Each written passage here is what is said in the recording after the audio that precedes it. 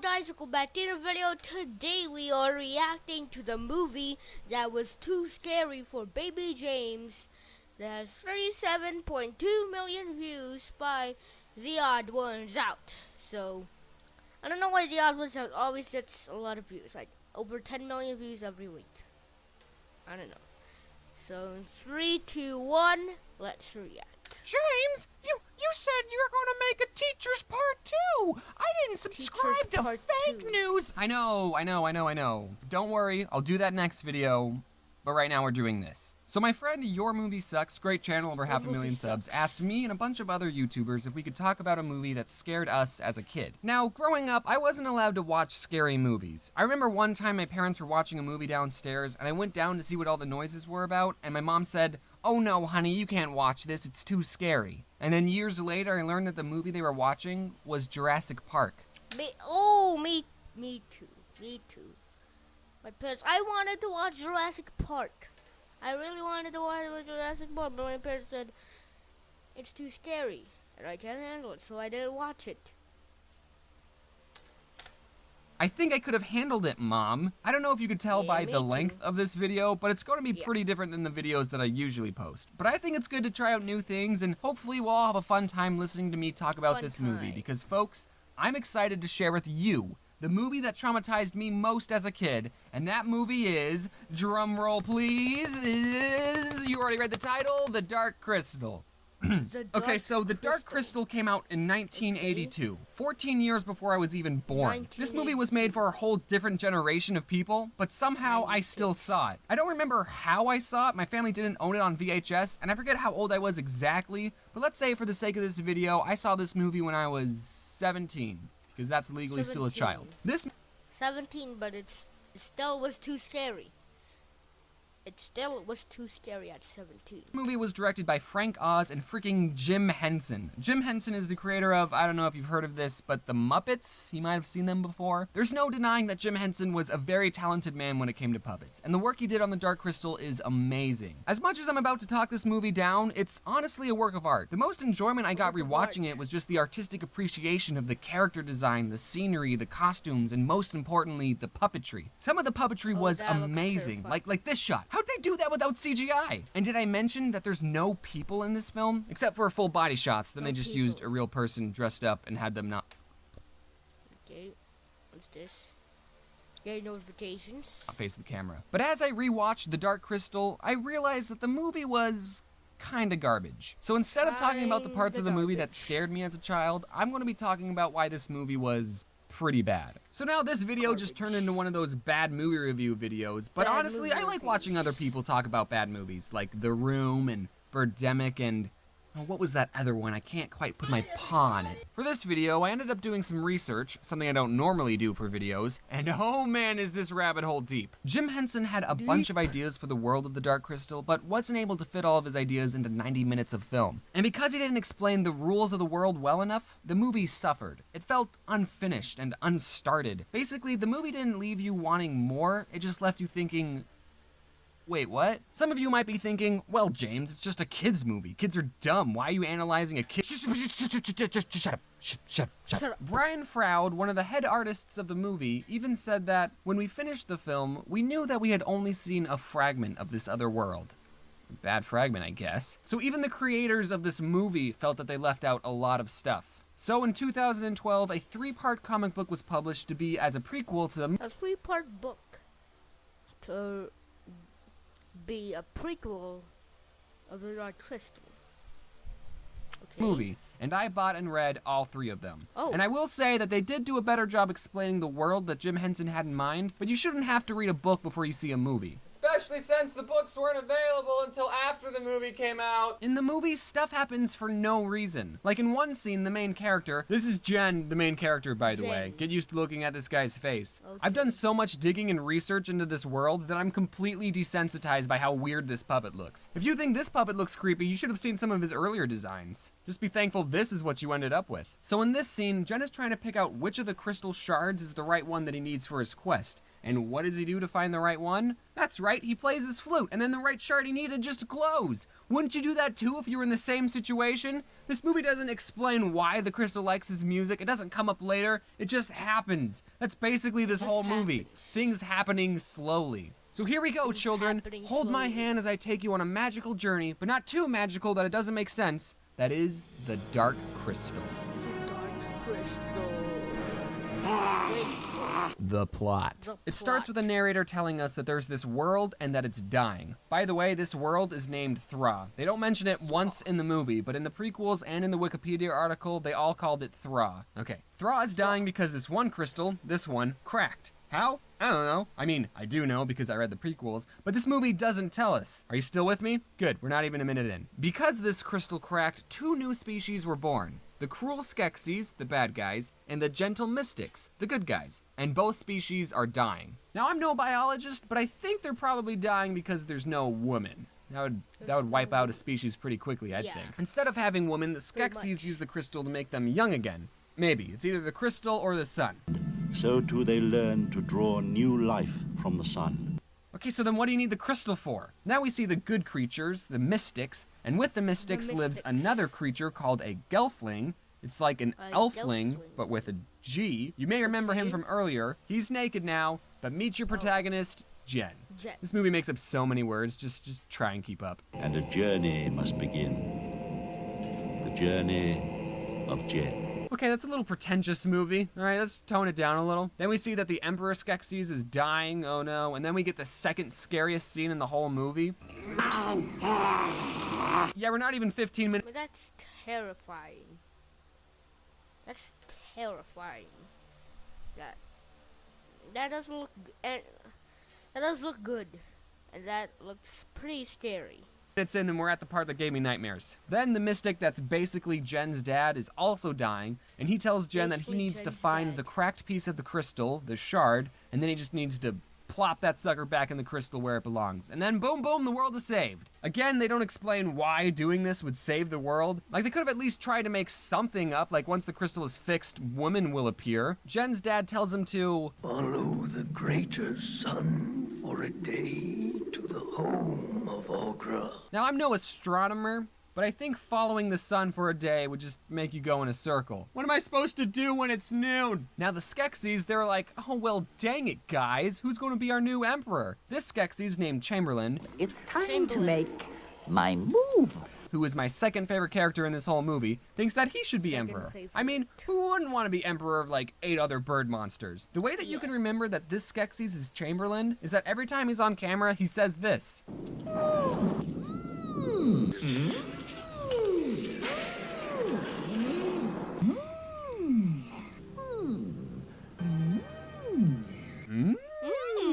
Hey man, you can't be emperor, says the Skeksis. Oh yeah? Fight me for it, replied Chamberlain. Since these two are puppets and don't have lower bodies, they can't actually fight each other, which is super disappointing. So instead, the two have a competition to see who can hit a rock the hardest, because that's how you tell who's fit to lead. You can't have someone be your emperor when they can't even hit a rock that hard. Anyway, Chamberlain loses, and all the other Skeksis banish him and rip up his clothes. Okay, now hold on. Do you see what's funny about this screenshot? This Skeksis is wearing glasses, meaning in this universe optometrists exist, and this Skeksis had to go through an eye exam to get his prescription. Do you like number 1 or number 2? Does anyone else think that's funny? No? No. Alright. Anyway, after the Skeksis banish Chamberlain, they see in the crystal that there's this Gelfling just walking around. Man, I didn't know the crystal could snitch like that. So they send out these crab monsters to get him. And by the way, those crab monsters are called Garthams, and they were created by this handsome Skeksis. You'd know that if you read the Wikipedia article. Anyway, back to Jen. What's he up to? I'm not ready to go alone. All right? Alone then. Took you long enough. Jen is supposed to follow the sun to Agura's house? Agura's? He runs into her and she's this old hag who tells him that the 3 suns are going to line up soon, and when that happens, the world might end. Or it will begin. She doesn't know. I know because I've already seen this movie. She also, for some reason, has a box of crystals. One of them is the shard that Jen is looking for, but she doesn't know which. Which one is it? don't know. So Jen narrows down the box of crystals to 3 shards. It's one of these 3, I'm sure. What? No, you've never even seen the dark crystal. How do you know it's one of those? Whatever, okay? I can roll with this. Then, if you remember, Jen gets the idea to play his flute at the shard, and then the correct shard just glows for some reason. Why does the crystal react to flute music? That's not a thing. Crystals don't have ears. Now, when you create a fantasy world, you can't explain everything. Sometimes the answer is just, oh, it's magic. In Frozen, they don't explain how Elsa got her ice powers. She was just born with it, okay? It's magic. And the audience is all okay with it, as long as they don't take it too far. But this movie just tries to pull off so much stuff that doesn't make sense. There's a line and this movie crosses it multiple times. Then the crab people attack Agura's house, Jen escapes with a shard, boom, next day. Okay, I know I've been talking bad about this movie, but the amount of detail in this forest scene is pretty amazing. I mean, it's not doing anything to drive the plot forward, but I just think it's cool to look at. Anyway, back to review mode. Jen falls in the mud, what an idiot, and then he meets up with the... Oh, jeez, that's a girl! That's a girl! So there's a girl gelfling now. Her name is Kira. I'll take a potato chip and eat it. She's speaking gibberish. Gibberish. And then for some unexplained, unimportant reason, when they touch hands, they share memories. I mean, I don't know exactly what happens when you touch hands with another woman. I'm not entirely sure, but I don't think that's supposed to happen. What's happening? We're dream fasting, sharing our memories. I'm having a bath. Okay, 3 things. First, this seems like a plot devicey way to just throw in some backstory, but whatever. Second, Jen, you just found out that you're not the last of your species, and when you realize that you're sharing memories with her, you decide to show this person you just met you having a bath. I mean, I guess she did show you her mom dying, so let's just get all that personal stuff out of the way. And third, somewhere on Earth, there exists a baby, naked Jen puppet, and I need to have it. Then we're in... It's a baby, naked Jen puppet somewhere in the world. It's probably in the trash now, but maybe it's still there. Introduced to my 3rd favorite character, Kira's dog, Fizzgig. He doesn't really add anything to the story, he's just that lovable pet/side character. Hey, that's a lot like my dog. Hey, Bobby! Also, Kira can talk to animals. Okay. Then we're treated to this really great scene. A whole 2 minutes of the Skeksis eating. But honestly though, I kinda love this scene. It does a great job creeping me out. Okay, it does go on for a minute too long, but bear with me here. The Skeksis' clothing and silverware are Victorian, so it gives off a haunted mansion sort of vibe. And just the character design and the way the Skeksis are eating, it just comes off as unnerving. A lot of movies' scary parts are jump scares or gore. At least I think they do that. I'm not allowed to watch scary movies. But this is such a different way to unease an audience. It kind of reminds me of the first half of a Don't Hug Me, I'm Scared video. Nothing necessarily scary is happening, but it's still able to make the audience feel uncomfortable. Basically, the whole point of this scene was that the crab people were like, hey, we got this old hag, but we didn't get the gelfling. And then the Skeksis were like, wow, okay, release the crystal bats. Crystal bats fly! Search the land! Search the water! Search the sky! Okay, this might be nitpicking, and I'm no gelfling expert, but I think you can rule out searching the sky. I don't see too many gelflings just flying around. So one of the bats finds Jen and Kira. They go back to Kira's village. Jen doesn't even know where he's supposed to take the shard. His dad never told him what to do after he got the shard. He tells Kira about his quest and what Algura told him. You know the 3 suns in the sky? They're going to come together soon. It's called the great something or other. See, even Jen doesn't remember these made-up names. Really would have been convenient if you told her this information when you were sharing memories. So then the crab monsters show up and basically murder and capture Kira's whole family. Yeah, it was pretty traumatizing. And right when the crab monsters are about to attack Jen and Kira, Chamberlain comes out of nowhere. Remember the guy? He steps in between them and stops the attack, and Kira and Jen escape because Chamberlain saved them. Oh, and then Jen throws away the shard. Boom, next day. Kira finds the shard that Jen threw, and then the two find some hieroglyphics about a prophecy. It says a gelfling is going to save the world and kill all the Skeksis. It doesn't matter. And then, oh, Chamberlain shows up. Hey, Chamberlain. Hey, guys, I'm sorry for killing your entire species. We just didn't want the prophecy to come to fruition. You understand, right? So what if we all go to the castle together, we can eat some food, and just have a gay old time and talk this whole thing over? What do you think? And then he says, please, a lot. Please, please, Please, please, Please. Yes. Please. Now how can you say no to this lovable guy? He just got kicked out of the Skeksis Club, he's all alone, he just saved you from some crab monsters, and he did say please a lot. I'm just saying, if I was Jen, I totally would have trusted Chamberlain 100%. But instead, Jen just stares at him blankly, and then Kira ruins everything and tells Jen not to trust him, and then they run away. Wait! Please make peace! It might have been the right call. So then, for some reason, Kira knows where the castle is, and since she can talk to animals, she calls up these things called Landstriders. They're just a person walking on 4 stilts, and they ride the Landstriders all the way to the castle. I have a lot of problems with this next scene. So one of the Skeksis takes a podling that they just captured, locks it into a chair, and tells the podling that they're gonna suck its essence away and make it a slave. It won't hurt. We just want to drain your living essence. Then you can be the same as the other podlings here. A slave. You know, the podlings don't speak English. They speak a whole different language. The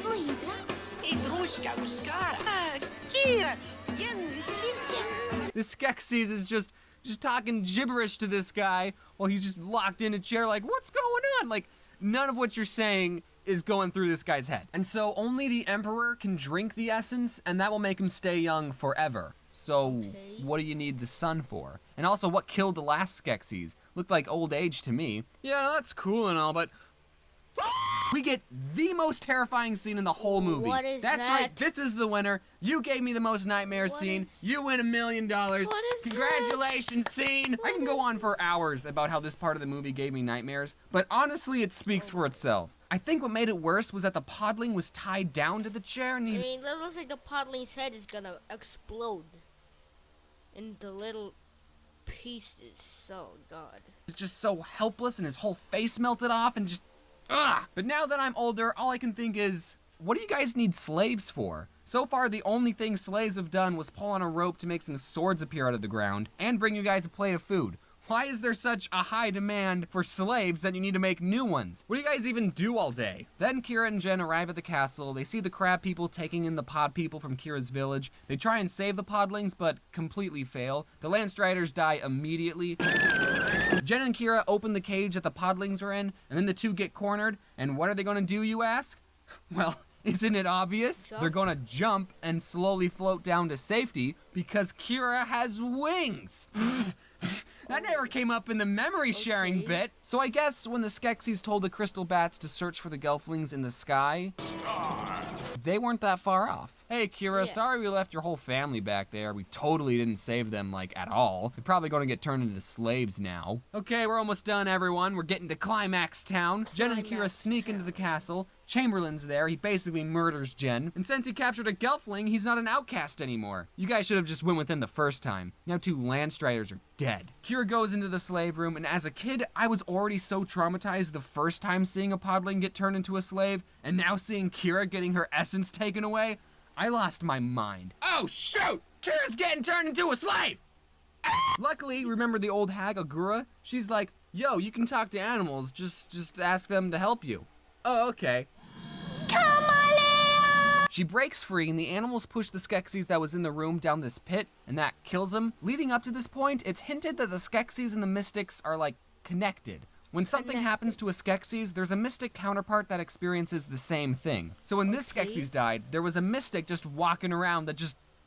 and none of the other Mystics react. Yeah, it happens. Then we see that the Mystics can control the crab monsters. I'm guessing it's because they're connected to the Skeksis, who also can control the crab monsters. So having a Mystic go with Jen on his journey in the first place would have been super helpful back when Kira's village was getting raided. All right, let's just wrap this up. Vizgig dies, Jen's not really dead. He finds the Dark Crystal, he jumps to it and then drops the shard. Kira has to throw the shard back to Jen, but while she's doing that, she gets murdered. I said spoiler warning, right? And then Jen plops that sucker back into the crystal. The castle crumbles around everyone and the world is saved. But first, the Skeksis and the Mystics walk into each other because they're connected, remember? They become one again, and are you ready for this? They walk into each other and they turn into tree aliens. I'm not even joking. According to the prequels, these things are actually aliens. This is what the whole movie has been building up to. The bad guys are just... The whole movie was building up to tree aliens. one half of a schizophrenic alien tree person, and if you read the prequels, you'd know that. Is this supposed to be a plot twist? Because to me, it just seems like a plot is doing whatever it wants. So much weird, unexplained stuff has already happened in this movie, so at this point, I don't even care. By the way, Kira and Fizzgig don't actually die. This is a kid's movie after all. And then the world is saved, even though there's only like 3 people who inhabit it now. The end. So that was the movie. Want to know something funny? I've already used more words in this video than there were words in the entire movie. What? James, how do you know that there's more words in your video than all the words in the Dark Crystal? Probably because the Dark Crystal words were just gibberish.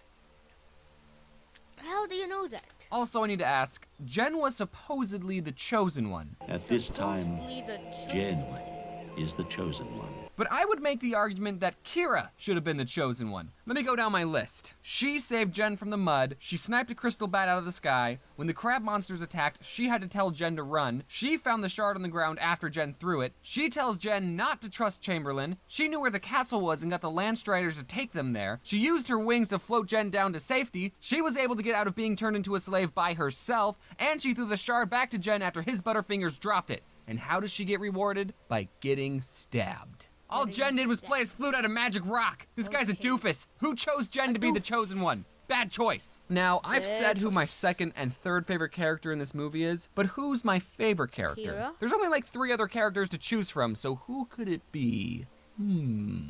Well, ladies and gentlemen, my favorite character isn't in this movie. My favorite character of the Dark Crystal universe is Rayunip, Agura's son. Okay, I know I just finished the movie, but let me talk about the prequel comics for a minute. Remember Agura, the old lady? Well, turns out she's an immortal being and has been around She's an immortal being, turns out. since the creation of this world. Okay. Alright, and one day a meteor hits the planet, and she, like anyone else would do, gives life to it. And out pops Rayunip. And he's basically the main character of the prequel books, and is also technically an alien. I like him because he's the only one who questions what's going on. He asks the same questions I'm asking. So he's my favorite. He's the only character I ever wanted to cosplay. If they ever make the prequels into a movie, I call dibs on playing Rayunip. That's how it works. I call dibs on playing this character. I just show up to auditions and I'm like, I actually called dibs, so... Also, in the second book, Agura and her son are having a moment, and Rayunip says, "Will you remember me, Mother? After all the harm I caused? I will never forget you, child."